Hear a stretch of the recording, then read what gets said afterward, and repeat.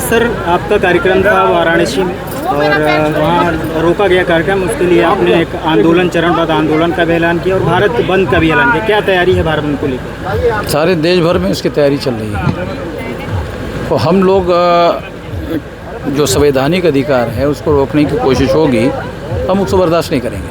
EVM को लेकर बड़े पैमाने पे आप भारत बंद का ऐलान 10 सितंबर को हो जाएगा। ईवीएम के मुद्दे पर भारत बंद किया जाएगा। 2024 में लोकसभा चुनाव है और इसीलिए दिसंबर में भारत बंद होगा और बहुत बड़ा होगा, बहुत बड़े तैयारी से कर रहे हैं।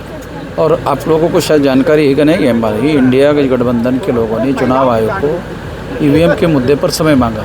इसका मतलब समझ रहे हैं आप, ये मामला अंदर ही अंदर बहुत गर्म हो रहा है। जिस तरीके से सुप्रीम न्यायपालिका को जो कमेटी थी उसे बेदखल कर दिया मोदी सरकार ने, वो बहुत सीरियस बात है, बहुत गंभीर बात है।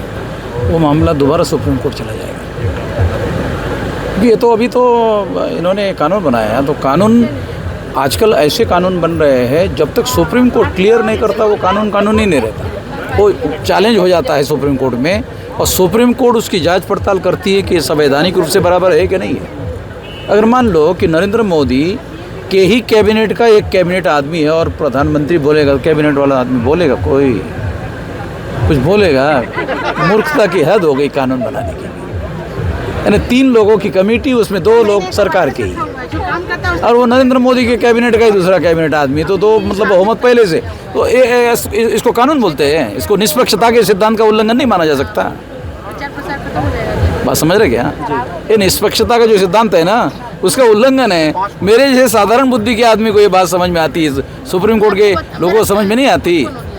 ये मामला सुप्रीम कोर्ट में जाएगा। आपने 2024 में आपने ऐलान भी किया है कि ईवीएम फोड़ने का। देखो, ये पहले तो भारत बंद से मामला बनेगा ना, 24 में फिर फोड़ने का है। पहले तो माहौल बनाना पड़ेगा ना। आज देश भर में ईवीएम के बारे में करोड़ों लोग बोल रहे हैं। पहले तो मैं अकेला ही बोलता था, अभी मैं बोलना कम कर दिया तो दूसरे लोगों ने बोलना बहुत शुरू कर दिया। ये खुशी की बात है। वैसे दूसरे लोग, मैं अकेले ही बोलता था, अब दूसरे लोग बोल रहे हैं। प्रधानमंत्री के आर्थिक सलाहकार हैं विवेक देवराय, उन्होंने संविधान को बदलने की बात कर दी। आरएसएस के लोगों ने उसको बुलवाया है।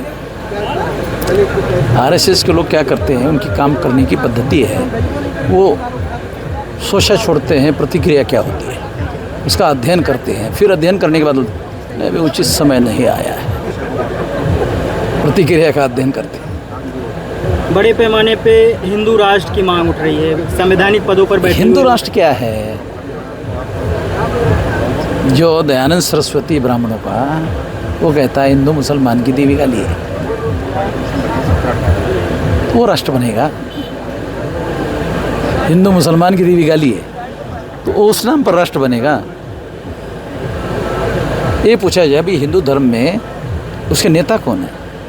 जो जन्मजात ब्राह्मण है वो हिंदू धर्म के नेता हैं। तो इसका मतलब वो हिंदू धर्म है कहाँ? हिंदू राष्ट्र बनेगा। ब्राह्मणों का अंकित राष्ट्र बनाने का मतलब है हिंदू राष्ट्र। ब्राह्मणों का अंकित राष्ट्र बनाने का मतलब है, ब्राह्मणों का गुलाम राष्ट्र बनाने का मतलब है हिंदू राष्ट्र।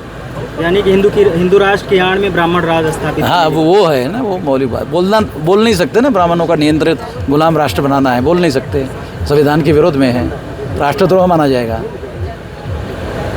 जी बहुत बहुत सर पीएम मोदी के जो सलाहकार हैं उन पर अभी तक कार्रवाई नहीं हुई, क्या कहेंगे? तो संविधान में आर्टिकल 19 में बयान देने का अधिकार है। वो freedom of speech and freedom of expression article 19 में अधिकार है।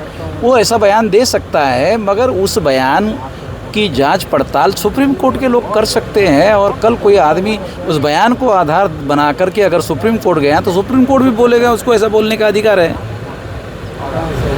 पार्लियामेंट में सारे के सारे लोग सही बोलते हैं ऐसा तो नहीं कहा जा सकता। बहुत सारे लोग गलत सही ये बातें बोलते रहते हैं। तो ये freedom of speech and freedom of expression article 19 में मौलिक अधिकार है। तो सारे के सारे लोग सही बोलते हैं ऐसा तो नहीं कहा जा सकता ना। मगर दूसरे लोगों को भी तो बोलने का अधिकार है। जैसे फॉर एग्जाम्पल उन्होंने गलत कहा तो मैं उसको गलत कहने का मेरे पास भी तो अधिकार है ना। नहीं, उसने गलत कहा, मैं क्या कह रहा? आरएसएस का दलाल आदमी है, आरएसएस ने उसको बोलने के लिए कहा। ऐसा नहीं कहा अभी, ये आरएसएस का दलाल आदमी है, उसकी क्या इज्जत रहेगी? दलाल बन के साले काम कर रहा है तू RSS का।